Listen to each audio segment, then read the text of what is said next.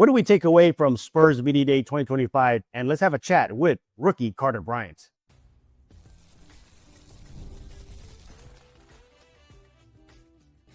You are Locked On Spurs, your daily San Antonio Spurs podcast, part of the Locked On Podcast Network. Your team every day. Welcome back to Locked On Spurs, right here on the Locked On NBA Network. I'm your host, Jeff Garcia, Spurs writer for Ken's 5 San Antonio. Glad to have y'all back. Happy Tuesday, everybody. Happy training camp Spurs 2025 day 1. All right, excited, huh? Well, we'll talk about training camp, preseason game down the road on this week's lineup of shows here. But today, we're going to talk about Media Day 2025. Plenty of Spurs got up on the podium. One Spur made a stop here on Locked On Spurs. More on that later. But what was the vibe? What was the takeaway? What did we learn? We're going to be discussing that. And a keen observation by our guest, Casey Viera. Yeah, he caught something. He's going to talk to you about that in just a few minutes.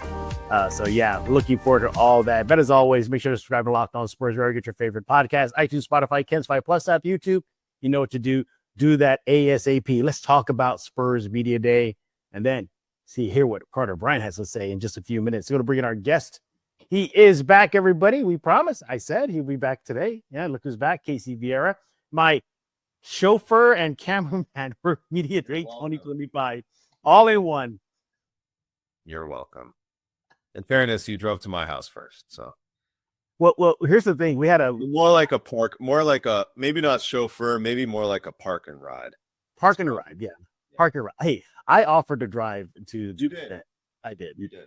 I did. For those who don't know, Casey and I have been going to Media Day for the last 2-3 years in a row, and he always drives. Yeah. And I felt bad this year. I said, you know what? I'll drive this year. But Casey misunderstood that. He thought I meant I'm going to drive to the event. So when I showed up to Casey's house, he's literally pulling out of the driveway going, what are you doing here? That's true. That's true. That's exactly how it went. I was backing out and I felt bad because I interpreted the text that you were going right there. So I kind of took my time. Thankfully, it wasn't too much time. But I saw you sitting there and I was like, all right, I guess hop in. Yeah. But nevertheless, everybody, make sure to follow Casey on X at Casey_Viera. He is with Raiders Digest. More of that later. Yeah, he probably doesn't want you. Vibes I don't want to talk about. I'll certainly in the program with the vibes. I don't want to talk about that. Yeah. I was actually watching. You know what? We're not going to talk about it. We're not going to talk about it. Yeah. No. Go to Raiders Digest. Yeah, all right. The thing with the Raiders, man, it was like not everybody watches them. Yeah. I'm the only sicko, unless you're a Raiders fan, that goes out of their way to watch them.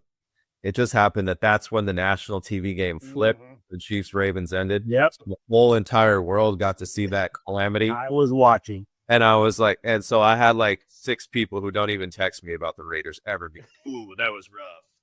I'm like, thanks. All right. I missed it. Did you see what happened? No, I didn't. No, I did. Yes. Yeah. And please tell me for the 20th time that everybody else has been repeating the same thing over and over again in the last few minutes. What you just saw right there, yeah, that genuity out of me, that's why you should go to Raiders Digest. Anyways, let's pivot, man. Enough about let's pivot. Let's go from one silver and black team to another. That is your San Antonio Spurs silver and black. Media Day was yesterday. Plenty of takeaways, but there definitely were a few noteworthy takeaways. But before we get into what we thought really stood out, let's hear from Coach. Well, I can't believe new head coach. Yeah, no Popovich. That was a little weird, but yeah, new head coach Mitch Johnson. Let's hear what he had to say. By our medical team and by the league. He's been ramping up. He's been in a really good place. I would think, if anything, his excitement and just ready to get back on the court. It's been obviously some time, and he was in angst for a long time to get back. So I would say that's probably that more than anything. Yeah, I think, Brian and his crew get a lot of credit for identifying certain traits and skills that we're looking to add to our team and continue to develop when we get certain types of players. And that defensive mindset is something that is at the forefront of that. And I think that'll be something that we want to continue to grow upon this year, not only with guys that we brought in like Dylan and Carter or some of the free agents or people we've added, but also the guys that have been here to continue to grow our identity and for that defensive side of the court to be our anchor. Yeah, I think I think about him a lot. I talk to him also, so he's still sharing his mentorship and ideas and thoughts and advice. I think setting the tone, it's my job to set the vision and expectations for the players. And then it's, their job to bring that to life. And so I think it's my job to have the clear objectives of what we're trying to achieve and the outcomes that we're looking for. And I think that's something that we're hoping to start tomorrow and feel good about in the next few weeks, trying to implement. Well, yeah, you heard Mitch Johnson right there, kind of giving a nutshell of kind of the vibe going into the new season. And right off the bat, I think the obvious, big, thankful takeaway is Wemby is 100% healthy. He's ready to go. And you even talked to him about if he's ready to play, because you were having some concerns about that. Well, and that's why I asked them, because we Mitch said there's a difference between being cleared and, actually playing. And everything was trending towards, as we know, and thankfully that he was cleared and going the right direction. And Mitch even said right from the start, he said, as you just heard, he's cleared by the team, he's cleared by the league. But still, that doesn't mean he's going to play. And so that's why I went out and when Vic was up there, I just asked, like, do you anticipate being ready for opening night? And now that I said it out loud, that's not 100. That's like, I guess, not 100% confirmation. But he said, yes, I anticipate being ready opening night. Right. Yeah. So again, there's a slight sense of openness, I guess, because he didn't confirm and say it. In fact, I will be playing opening night. He said, I anticipate being ready. But that's more than what we knew, right? That's more than what we knew. We were just kind of like, we just kind of assumed it, but we hadn't really heard it from him. We didn't. Well, I'm glad. But that was obviously a big plus for today. Yeah, I'm glad you asked that during the media session, because obviously everything hinges on Victor and this team. They go as Victor goes. So if he's 100%, if he's ready to go, and he told Casey that, yep, thumbs up, and he anticipates playing from day one, hopefully that will pan out. But more on Victor, though, he looked very thicker. He looked a little big. He looks like he's been training with me in the gym, Casey. And it's interesting, though. He did make a comment. He says that he's very glad that he got a few extra pounds of muscle on him. He's very happy about that. But he did note that it did take away from a little bit of just his overall, I don't want to say skill set, but he just said it took away a little bit from other aspects of it. But I'm glad he added some size. So we saw year 1, year 2, him getting pushed around a lot when freaking Lou Dort is shoving him out of the paint. Yeah. That's a problem. When Dylan Brooks is shoving you out of the paint, that's a problem. But he looked like he's all on board and adding some size. Your thoughts? It was becoming a thing. Yeah. It was a hypothetical that was starting to become a reality a whole lot more. And especially towards last season, and you wonder how much of it was the blood clot as opposed to him getting muscled around. But some of these games where he was at the 5 for the duration of it, obviously, and playing 35 plus minutes a night and not having anyone out there underneath to get physical with him, it was becoming more and more apparent by the end that he was just getting gassed. You looked out there and he was just looking tired, and just physically, it just seemed like, if he's going to be down there muscling these dudes, he's going to have to eat. He's going to have to put on a little more weight. Yeah. That's just what it seemed like. And again, we don't know how much of that was a byproduct of the blood clot, that fatigue, or the fact that, you have Lou Dort riding up on you for 40 minutes or whatever it was. But something was amiss there. And, if we're seeing it, they're seeing it. And clearly it's something that was a focal point once they could pursue that in his training and furthering the process. I thought that was kind of interesting, though, because we kind of assume with the Olynyk and Luke Cornett in the push that you would see him play more at the 4, which I guess, still do it. Yeah. You still do it. But generally, when you see someone talking about needing to muscle up, it's like, okay, they're at the 5. And we all know that Victor's most efficient at the 5 anyways. In my opinion, I think the numbers add up to that too. They do. Yeah. I think it was something that needed to be done, for sure. I think they realized it as well. I think they saw that all those things, he was getting worn out, and there was not a suitable replacement to help him. So you combine the two, you're wearing him out, and you have no real option to hold down the fort while he's not on the floor. Yeah. Zach Collins just wasn't happening. So that's why he needed to put on weight, and he did. Well, he's like, obesity is an issue for me. Yeah. He said that obesity won't be an issue for him. But overall, I think Spurs fans should be elated that he's right now 100% ready to go, that he's been training camp. A lot of the players, his team has been saying that Vic is Vic, back to doing those spectacular plays and open runs. Even Jeremy Sohan said, like, hey, I saw some new stuff. I don't want to even tell y'all, y'all find out about that. So that's good to know. Thumbs up. Anything else that stood out for you, Casey, in particular, Mr. Dylan Harper? We talking thumbs up or thumbs down? There you go. See how I set it up for you? I didn't actually mean it like that. Yeah. Well, I guess both point guards. I guess we could hit on the Harper side of things. Well, yeah. All right. Since you brought up Harper, as we know, he had the thumbs to surgery on his shooting hand, his left hand. Not anticipated to be ready for the start of the year. When he was going up there and doing his photo session, I posted something on my Twitter to the video, kind of check out with it. They have the players dribble, blah, blah, blah, whatever. Right. He was not dribbling with that surgically repaired left hand. Interesting. It was entirely all right-handed dribbling. Now, I don't know. There's a few ways that you could look at that, right? It could be the optics of, media people telling him, we don't want you to, no pun intended, tip your hand as to how this recovery is going one way or not. Could be that. Could be that that's where it's at in the recovery right now. Mm-hmm. Yeah. And if that's the case, I don't know. I'm not a medical professional, but I'm not. But the math is certainly checking out that, because what's today? We're recording this on the 29th. Yeah. So math is certainly checking out that he's not going to be ready for opening night. Yeah. And if he's not able to dribble at all, that kind of rings the alarm a little bit in my head. If we're looking at this situation, it's like not even 4 weeks until the season opener. Yeah. He's not even able to dribble with that shooting hand.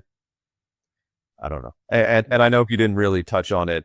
When he did talk to everyone, he didn't really expand and say anything that kind of overly insightful that tipped it off one way or another. No. I might not be saying anything nobody doesn't know already. We know that he's going to be hurt. We know they underwent surgery. We knew it's going to take time to recover. And here's where we are. I just thought it was interesting, and it would have been, kind of a spoke to where it was. Sure. Had he dribbled with that left hand, and honestly, I wasn't really looking out for it when I saw it. But it was just kind of like one of those things where he was just going, and then I'm like, I don't think he's not doing crossovers at the moment. Yeah, and he wasn't doing crossovers. He was doing the high dribbles, doing it up at the eyes. He was made everything else except doing it with the left hand. And I didn't think much of it until I just kind of looked back at it, and then I looked back at the video just to check it out. And I was like, well, that's probably not an encouraging sign. Well, we're not done talking about media day takeaways. Speaking of thumbs and just being injured, we're going to talk about De'Aaron Fox. Basically, y'all would know right now he will not be playing start of the regular season nor preseason, but we'll get into why is he being held out, and kind of the overarching theme from everybody who went to that podium/desk stage. Yeah, we're talking about that coming up next right here on Locked On Spurs. The NFL season is here, and FanDuel is making sure you're ready for kickoff with a can't-miss offer. Right now, new customers can bet just $5, and if your bet wins, you'll get $300 in bonus bets used across the app. You'll love FanDuel because it just fits everything you need. You can build a same-game parlay, do player props, jump into live action as the action unfolds. Make every moment more exciting, whether you're watching your team or just keeping an eye on your fantasy lineup. Quick, easy, the best way to add a little more energy to Sundays. Cowboys have started their season. Texans are starting their season, so might as well jump on FanDuel right now. You ready to play? Download the FanDuel app right now by visiting FanDuel.com to get started. That's FanDuel.com to place your first $5 bet.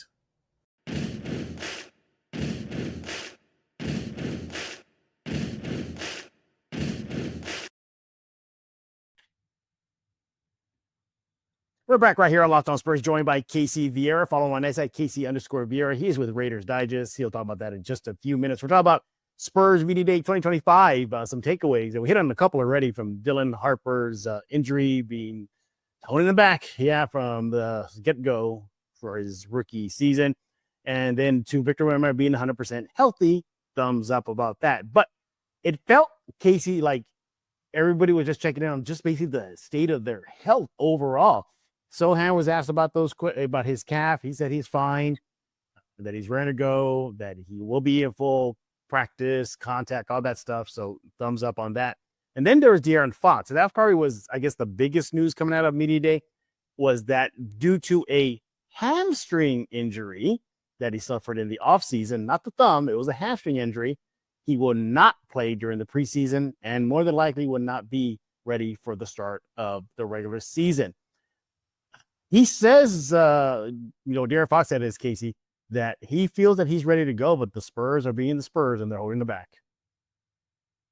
Where we heard that before, right? What? Where did that before? Kind of another one of those is what it is situations you worry about, but it's just kind of one of those things also too. You hear the hamstring and you're just like, those things don't go away, you know? Yeah. And just to say too, this was his first hamstring injury. He said this was his first hamstring injury. So again, that's another one of those things where I'm just kind of, for me, and maybe I'm pessimistic. I don't know. I know you like to make fun of me for being pessimistic. Yeah, no. A guy who relies heavily on his speed is dealing with a hamstring strain. Yeah, and that's out all of preseason, whether it's precautionary or not. I hope it's more so precautionary. I would think, again, not a medical professional, but just kind of reading the tea leaves that he threw out there. Not the greatest thing in the world to hear. No, not at all. Who relies heavily on his wheels has one of those wheels busted right now. But I guess we'll see. I guess we'll see. You just hope it doesn't linger beyond. So manage, and like you said, he's hoping to play, or he thinks he's good to go, but the team's being cautious. But the same kind of applies with Victor. It always feels like, and I think Fox kind of summed it up a little bit better, saying that the team was not getting in the way, but being cautious. Yeah, Victor. It always felt like Victor, whenever Victor prior to this was talking about an injury, he was always just, and it might be the being 19, 20 years old or whatever, just being overly confident. Yeah, I'll be fine, just being a superhero all the time. When it's like, reality, dude, you're not making the final call with heck, you might feel pretty good, but you're not making the final call. At least it was 2 years ago, probably a little bit different now. And I think that's probably a similar scenario with Fox. He might be feeling okay, the right way, but it's a long season and they're willing to sacrifice games 1 through 4 if it means he's healthy to other 78. And you know what? I mean, they should be okay to survive without Fox. We have Steph Castle, and maybe you might have Dylan Harper, maybe not game 1, but soon after. They should be okay to have life without Fox. And of course, with Wemby there, Barnes, Vassell, Keldon, they should be okay to weather the storm without Fox. By the way, I don't know if you saw, but in my opinion, I thought Castle grew a little bit. I didn't pay close enough attention, but I mean, he's I got he's a kid anyway, so wouldn't be the first 20-year-old to have a growth spurt. Yeah, he definitely had some size too. And well, you saw Victor. Victor is listed as 6'7" now on the thing. Oh yeah, I saw that. Yeah, it's like every year his height fluctuates. One year it's 7'6", one year now it's 7'4", one 7'3". I was at a New York event when he got drafted, and he went to I forgot. I think it was one of the PS schools in Manhattan, and some little kid asked him, "How tall are you?" And he said 7'3". So interesting. But but with Fox, though, like I said, they should weather the storm without him. They should be okay. I'm not too worried about it. like you said, it's a marathon, not a sprint. You want to have spots for them to go if they're going to be in the mix for a postseason berth. And which brings us to our final takeaway is there was an overarching vibe. And the biggest vibe there was, it was actually two of them, but the one that superseded the postseason berth was actually defense. From Keldon Johnson to Wembanyama to Fox. I mean, everybody that got on that podium or that desk, that table, basically said this team is going to be scary defensively. And you know what, Casey? This team might be. Got all the tools too. This team might be. They have all the tools. Mm-hmm. Got to be healthy. They got the biggest tool right there. That guy. Yeah. That guy. Yeah, and it's interesting. Speaking of Wemby, he even made it very clear. He said, playing defense is non-negotiable. Yeah. Like, he made it very clear. And you know what? I loved hearing that from him because they have the defensive weapons from Vic, as you're seeing on your screen right now, to Castle, to Sohan, Harper when he gets back. The point is that this team is loaded defensively. We don't even mention just the big boys as well, from Olynyk and to Cornette, that will definitely be some enforcers there, making people think twice about getting to the lane. I think this team, oh man, is it? I've asked you this before. I've said it before. I'm projecting maybe a top 5 defense if once it gets together, once it gets going. This team is potent defensively. Mitch Johnson even brought it up too. He said that their anchor this year is going to be defense, and I get it. I'm not going to meet you at 5, but what would you meet me at? Top 10? I'll meet you at 10. I'll meet you at 10. I'm not willing to meet you at 5, but I'll meet you at 10. I think Vic alone gets you in the conversation of top 5. Just the conversation. Maybe we're not in it, but you can see that happening. Yeah, for sure.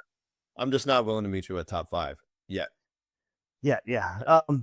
But that was aside from the Fox injury news, the other big one was like they're definitely focusing on defense this year. It was apparent. Everybody was talking about it from top to bottom. And kind of a bonus takeaway I had. It seemed to me that Vassell maybe is willing to accept a lesser role, a different role. How's that? What did you walk away with that?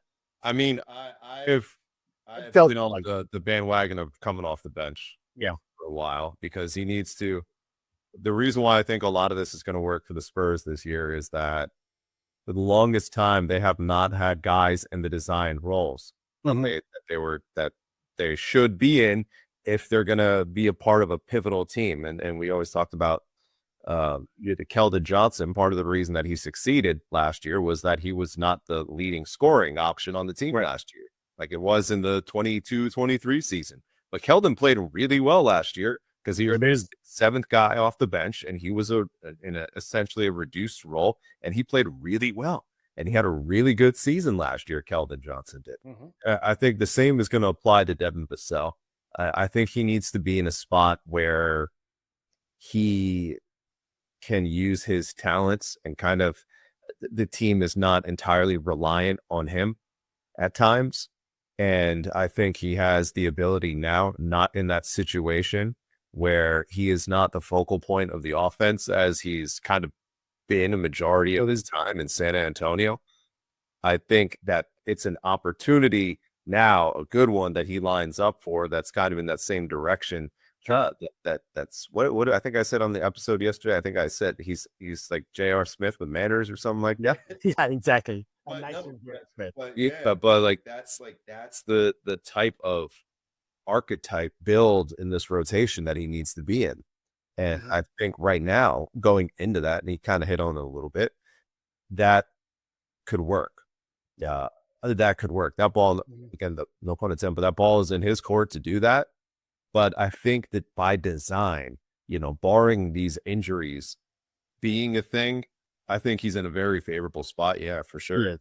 Yeah, he is. And he's embracing I can't believe I'm saying this, the veteran role. He is a vet now. He cannot say that excuse like he's been saying over the past 6 years or 5 years.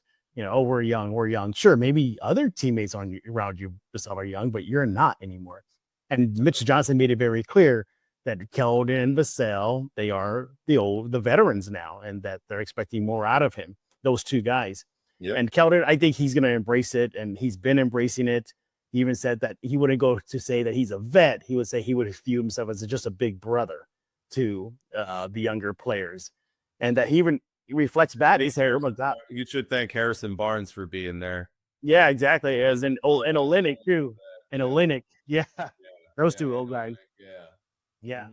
And you know, one thing that came up during the media session is like, yeah, the Spurs also added some championship experience too with Luke Cornett. I forgot about that. So we got it with Luke Cornett, Harrison Barnes, and I think that's about it. Right? I don't know Kelly Olynyk. No, I don't think he's gone deep. Luke Cornett was very quiet. He just kind of snuck in, took his pictures, and got out of there today. Yeah. Notice that? Yeah. He was wandering around like when the main entrance where we came in, he was hanging around there for a little bit. Then he just dipped out. I didn't see Kelly Olynyk. I didn't see it. Yeah. Kelly Olynyk was there. Okay. I did see him, but that was only when I saw him walking out while Luke Cornett was taking some pictures before he walked out. Yeah. So yeah, they were kind of in and out and going back and enjoying their Monday. Yeah, exactly. But those are kind of the major takeaways from Spurs Media Day. And all in all, the team is in spirits, high spirits. They're excited for the training camp to start today. A few of the guys said, hey, we can't wait to get the ball going for real, the regular season. So they're very raring to go. And it seems to me they do have postseason dreams this year. From Steph Castle mentioning it, to Barnes, to Fox, everybody seems like they had that expectation to make the postseason. We'll see if that comes true. And as of now, it does seem to be shaping up that way. But we have a special guest coming up right now. Well, just in a few seconds here on Locked On Spurs, and that is the rookie Carter Bryant. Casey and I, we got a chance to catch up with him at Media Day, and he sat with myself and Casey for a few minutes to chat about random things, from draft night to how's he acclimating to San Antonio to meeting Sean Elliott. There's a lot of good stuff.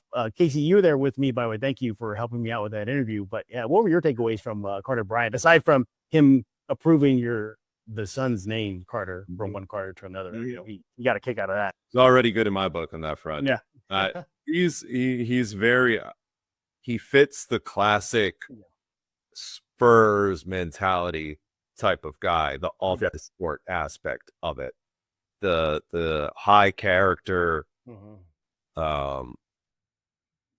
Very confident in his presentation of self.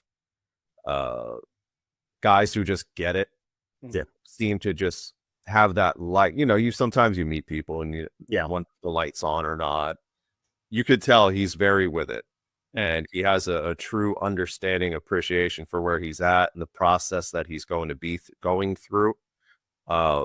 And very mature, I would say. Yeah, for I guess 18, 19 years old. Right. I left very impressed with Carter Bryant for sure. Yeah, he definitely was a great interview. Did he dunk on Wemby? Find out in a few seconds. He talks about that, and also too.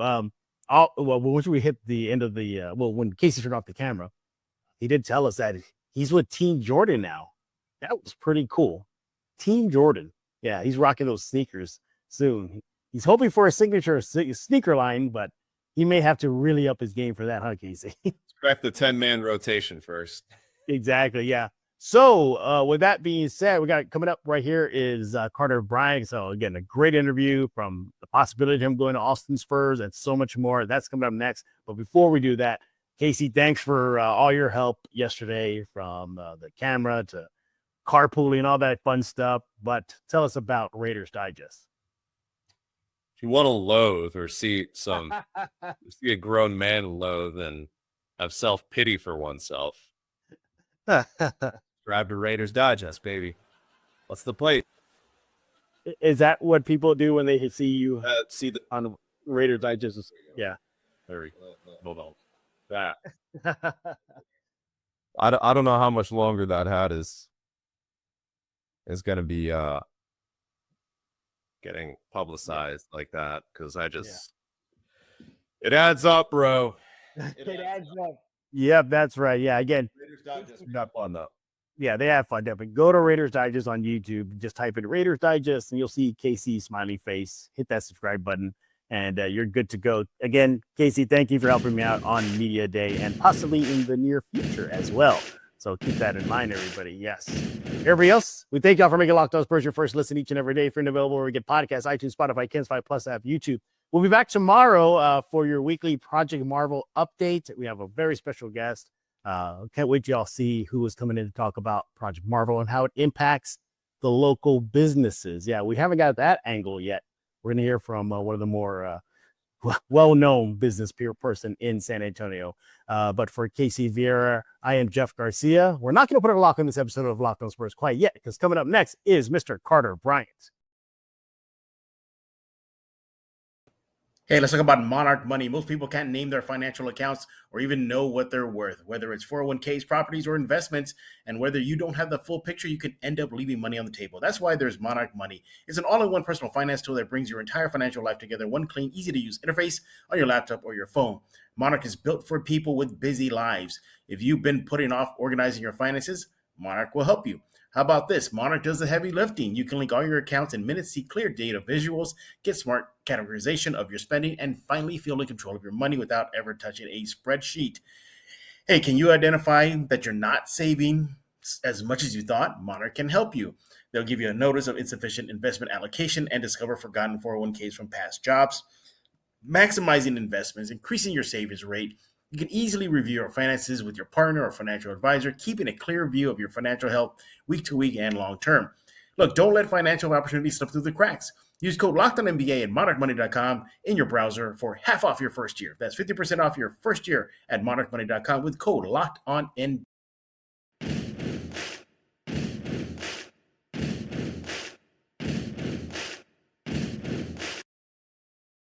So first of all, Carter, welcome to the Spurs. Welcome to San Antonio. So first I got to ask her a little story to ask you, how do you know Sean Elliott? Sean Elliott, just a lot of ties. Arizona, obviously not with the Spurs. We got to run in the same circles in a sense, but I mean, met him in Tucson when I took a visit. So it's been dope to know him and kind of have him in my corner.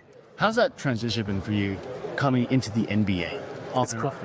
It's crazy. I was on the training table today getting some treatment. I was like, it kind of hit me because, like, you know, you come out here, you see all the stuff. It's like, oh, like I play for a professional basketball team. Like, you always dream about it as a kid. And, you know, when you're kind of trying to pave your way and trying to blaze your own path, you're not necessarily thinking that you're an NBA player. You're just trying to get minutes and show that you belong to the staff and everybody. So I think that's kind of been my mindset and my focus right now. So it kind of hit me today that I was like, okay, like this is a real thing. Yeah. Talk about draft night. Your name getting called. Oh, that was crazy. That was an out-of-body experience for me.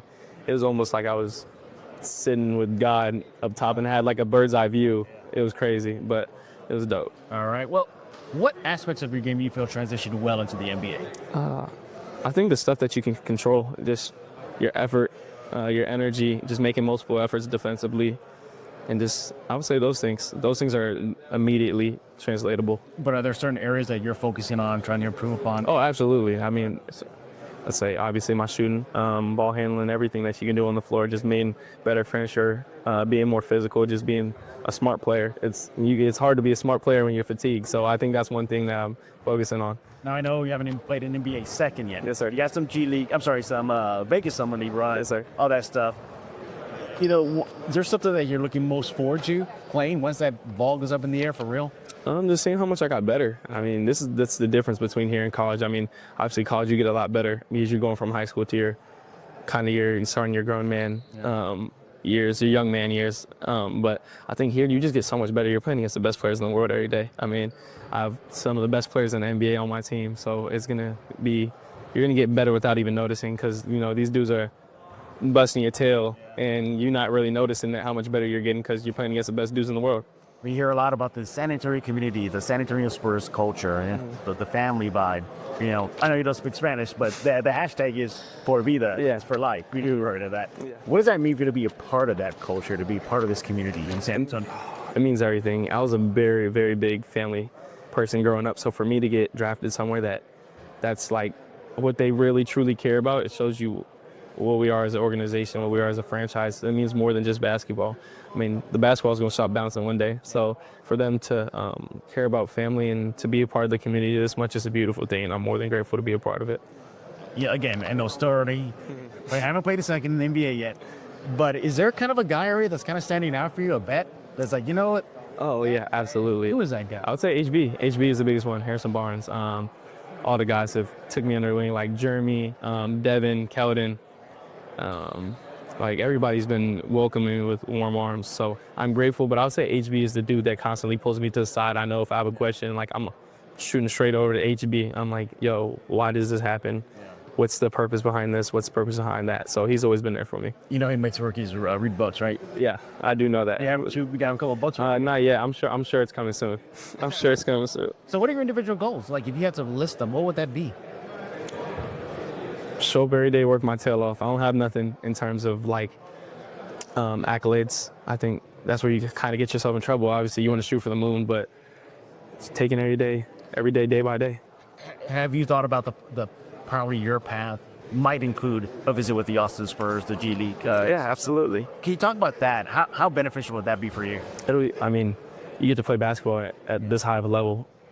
I mean, you're going to get better. So I think for me, just going in and taking it with the same mentality, just getting better and better every day. Nothing different from whether I'm playing in Austin or when I'm here in San Antonio. I got to ask you the proverbial question. Yeah. How excited are you to be playing with Victor Wembanyama? It's dope. I mean, he's a hell of a player. Everybody knows what he is. Have you got to play with him yet? Yeah. How has that been experience for you? It's been dope. I've learned a lot. It's interesting to try to learn how to play with a guy that takes up so much space on the floor. So you have to learn certain angles, cuts, what he likes, what he doesn't like. So understanding what he does on the floor. And I mean, you don't see dudes that big doing what he does on the floor. So understanding when to give him the space, when to set a ball screen for a guy that's a foot taller than you, damn near. When learning how to roll the right way because he can see over the defense and all these things. So just little stuff like that has been dope. It's been dope. I think me and him have started to build a good little chemistry on the court and off the court. So I'm grateful. He's a dope person off the court more so than on the court. So we will put on the record that you dumped on him during practice, right? Yeah. I've been trying him and Luke. I'm trying them. I'm trying them every chance I get. Did you get close? I don't really count one. I got a little baby dunk in transition. Yeah. Vic was trailing me, but I'm not counting that one. I want to get him on a real one. You're in the pace every right? Yeah. I need the whole. Chalk that up on your resume. Yeah. Right? Dunked on Victor Wembanyama. Yeah. You know, what's been your favorite moment so far? Again, so young, but if you look right now, you have a little time with the Spurs. Is just a draft night has been your favorite moment? Is it media day? Is it training camp? It's about to start tomorrow. Oh, holy moly. I don't know. That's a great question. I feel like so many things have gone on in such a short amount of time that it's kind of hard to kind of comprehend what's going on. Mm-hmm. Because, I mean, 6 months ago, I was walking to class. Yeah. Right? So, I don't know. I think it's going to have to be something I look back on and kind of understand after the season because you're going to go through the ups and downs of an NBA season, go from Austin to San Antonio or whatever the case may be. I would say just being drafted. Not too many people get the opportunity in the world to even do that, so I'm super grateful for that. Hey, you've acclimated to San Antonio already? Absolutely. I need to explore a little bit more. I've been, trying to get the house ready and all those things, but it's been good stuff. Favorite spot so far in San Antonio? Favorite spot in San Antonio so far? Devin put me on to the spots. Real. Jamaican. It's good. That's a good spot right there. Yeah, that's a good spot. There? Well, tell us something about yourself that fans don't know. Ooh. I